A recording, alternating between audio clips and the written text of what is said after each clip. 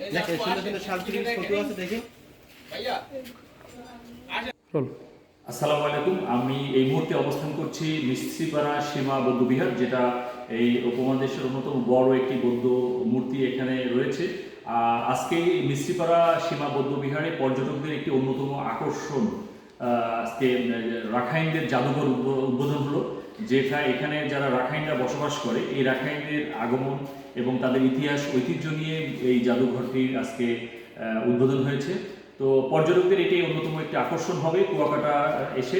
আমরা এই জাদুঘরের এখানে এই বিভিন্ন বিষয়গুলো আছে, আমি আস্তে আস্তে আপনাদেরকে একটু প্রথম দেখাচ্ছি। কুয়াকাটা সমুদ্র সৈকতে আসার পর এখানে রাখাইনরা কিভাবে এসেছে এবং কিভাবে এখানে বসবাস করেছে তাদের সমস্ত বিষয়টি একটি চিত্র আকারে, বিভিন্ন চিত্র আকারে এখানে দেওয়া হয়েছে। এবং রাখাইনদের ব্যবহৃত জিনিসপত্র, রাখাইনরা কতগুলো পরিবার এসেছে, একটি স্বল্প পরিসরে মূলত এই জাদুঘরের ইতিহাসটি তুলে ধরা হয়েছে। এবং রাখাইনদের এখানকার বসবাসরত রাখাইনরা কীভাবে বসবাস শুরু করেছিল, এখানে তাদের ব্যবহার্য জিনিসপত্র, তারা কিভাবে জীবনযাপন করেছে, সমস্ত কিছু এই ছোট্ট জাদুঘরে স্বল্প পরিসরে হলেও তুলে ধরা হয়েছে। আপনারা যারা কুয়াকাটা ভ্রমণ করতে আসবেন তারা অবশ্যই এই রাখাইন জাদুঘরটি দেখবেন। এটা আপনাদেরকে প্রতি আমার অনুরোধ থাকবে, কারণ রাখাইনদের সম্পর্কে আপনাদের জানতে হলে এই জাদুঘরের মাধ্যমে রাখাইনদের কৃষ্টি সম্পর্কে ভালো ধারণা পাবেন। যদিও এখানে এটি আজকে প্রথম উদ্বোধন হয়েছে, তথাপিও এটা পর্যটকদের অন্যতম আকর্ষণের কেন্দ্রবিন্দু হবে। উদ্বোধনের দিন প্রচুর পর্যটক এসেছিল, তারা এই জাদুঘর ঘুরে ঘুরে দেখে গিয়েছে। তো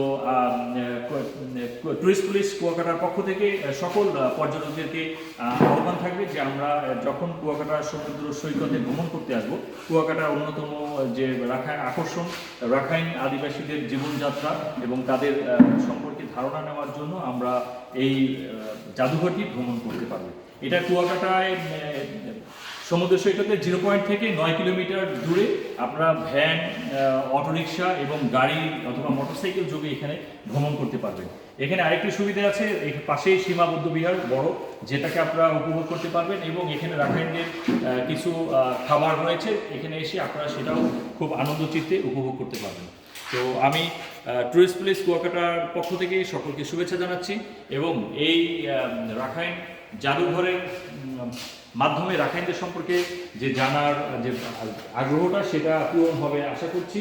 এবং আমরা টুরিস্ট প্লেস কুয়াকাটার জন্য পর্যটকদের নিরাপত্তার জন্য সবসময় আমরা এখানে কাজ করি এবং আমরা এখানে টুরিস্ট পুলিশের নিরাপত্তা টিম সবসময় সার্বক্ষণিকভাবে থাকে। তো আমরা আশা করব যে পর্যটকরা সুন্দর এবং আনন্দচিত্তে এই জাদুঘরটি দেখতে পাবেন। ধন্যবাদ আপনাদের।